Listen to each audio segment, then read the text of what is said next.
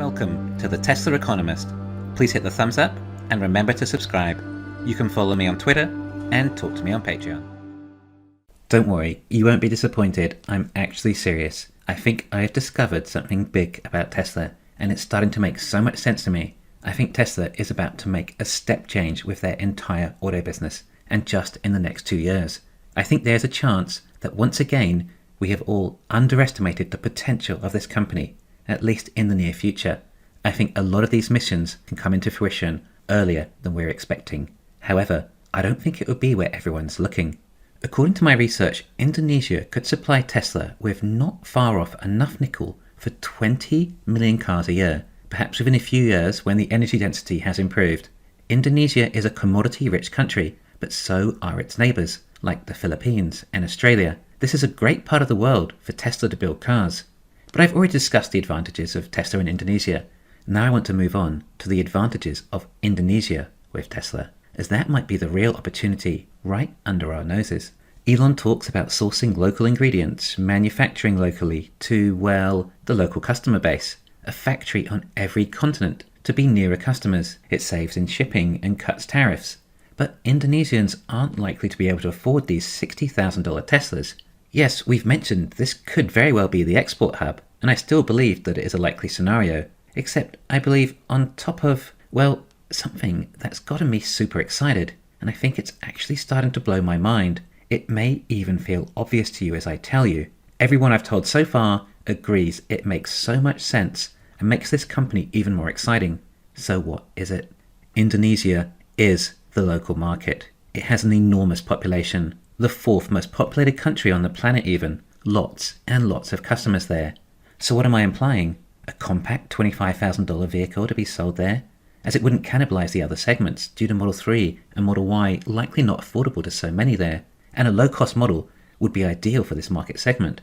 No, Indonesia is going to make the dedicated Robotaxi, and it's going to launch there too. I initially thought the dedicated Robotaxi will be designed more oriented around the comfort and safety of a single passenger, due to 80% of fares likely being single passenger fares, because I initially thought the Robotaxi market was first going to be in the US.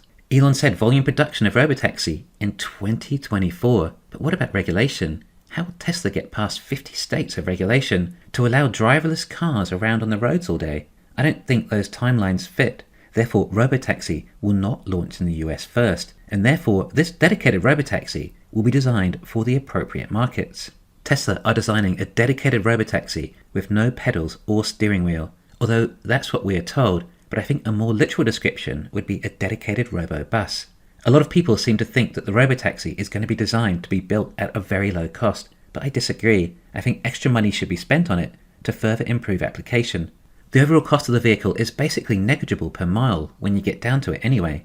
Overseas, many nations have much less issues with personal space compared to the US. I think it's likely a privilege we get in developed nations. My point is that although you may not feel comfortable carpooling in a Robotaxi with strangers, other cultures will accept that, especially if it's a significant upgrade from the alternative and lower cost too. Therefore, the dedicated Robotaxi will end up being more of a minibus, perhaps 8 to 10 seats. They'll be designed for pooling. Therefore, in theory, each Robotaxi trip could mean 10 times fewer vehicles on the road for that trip. These buses may actually be able to cater to even 16 people perhaps in rush hour if people are allowed to stand too.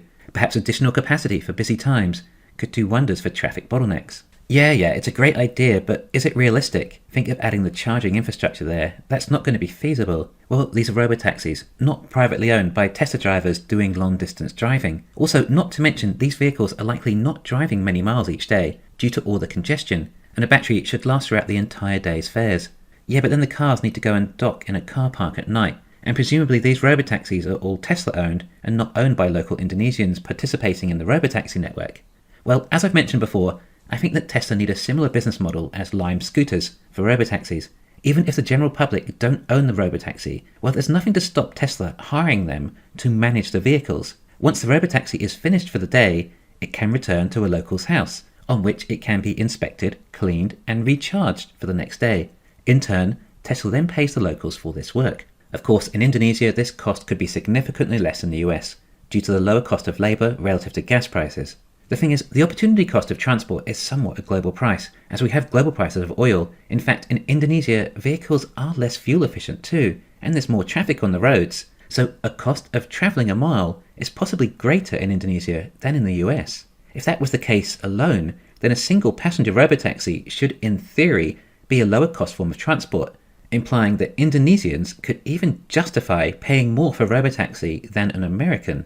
But then we get into carpooling. Perhaps the average capacity of these robo-bus taxis is perhaps 6 people, whereas a robotaxi in the US might average 1.2 people per fare, 5 times as many people with similar opportunity costs in gas bills. Well, do you see? Tesla stands to make potentially 5 times more profit per robotaxi in Indonesia than the US. Oh wait, 5 times more profit? Well, that would be if Tesla charged the same for a single robotaxi as each passenger.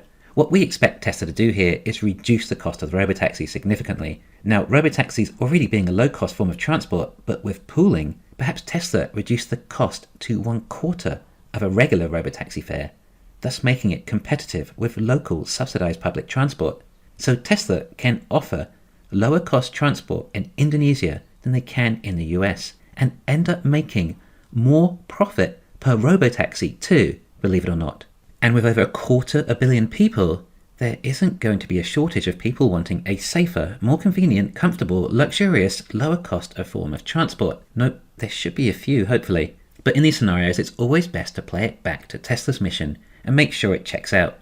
Robotaxi starting in Indonesia instead of the US. Is that good for the mission? Right, well, what's happening here? Instead of replacing a modern, fuel-efficient car in America, we are now replacing dozens of old, not fuel-efficient, likely high-polluting cars for every robotaxi. Now, if you ask me, this tracks the mission perfectly. Why would Tesla spend so much effort on trying to replace vehicles in the US or developed nations? Vehicles in the US probably already have about 25 mpg or whatever. They are strict on emissions, unlike poorer countries who simply can't afford the luxury. However, these nations are now able to leapfrog an entire evolution of transport and go straight to the robotaxi. But there will still be regulation to get around. What if robotaxis hit people and result in injury or death? Yes, that is the worry. Protect your citizens' lives, but not at any cost whatsoever. There are certain balances within the economy. Government can only afford to regulate so much. The less money, the less regulation. But Indonesia have major health issues already. In Jakarta alone, 7,000 people a year die of air pollution. In fact, pollution is a really serious health problem for Indonesia. If the government was seen to be doing something about that, then that would definitely be in their favour with the citizens. The point I'm trying to make is there is a balance to citizens' health, in that if Indonesia used more robotaxis, perhaps there may be an increase in vehicle fatalities, but it should be negligible relative to the lives saved and health benefits of the rest of the population due to the reduction in pollution. Of course, we expect these robotaxis to actually reduce road fatalities too. My point is that this government in Indonesia can be more risky with this technology, as they have a lot more to gain. Also, if you have a dozen passengers in one vehicle, it will reduce congestion, which is another major issue in Indonesia. On top of that, the Indonesian government are simply elated to have Elon and Tesla there, and will likely do what they can in order to facilitate robotaxi regulation. They may even go one step further and stop their public buses, and perhaps offer some citizens robotaxi credits instead. They'll also be proud that these robotaxis are made domestically. But what about FSD? It's pretty much there in the US already.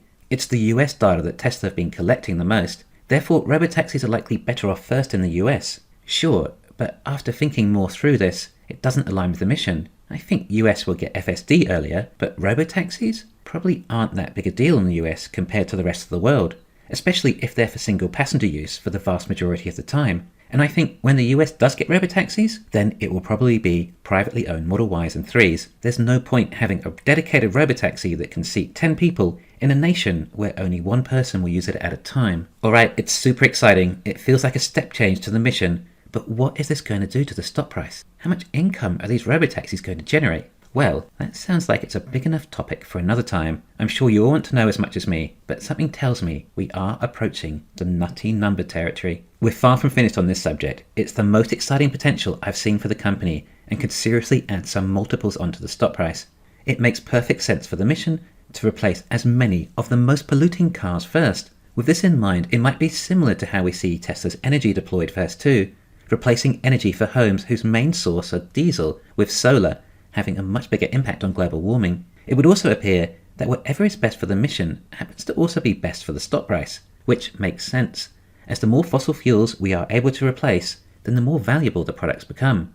If you're not happy about this future for Tesla, then ask yourself why. Are you looking at this as a consumer and upset that you won't get your Robotaxi soon, or your $25,000 Tesla? Tesla is not a consumer-oriented company making products just because their market research told them. Tesla is setting out a very big mission. We just happen to be lucky enough that some of it involves us getting some really cool products. Make no mistake, this could be massive, so much so that if you had a deal like this sorted, then you might feel comfortable enough to start all sorts of controversy. Thanks for listening. Please hit the thumbs up and subscribe. You can follow me on Twitter and talk to me on Patreon.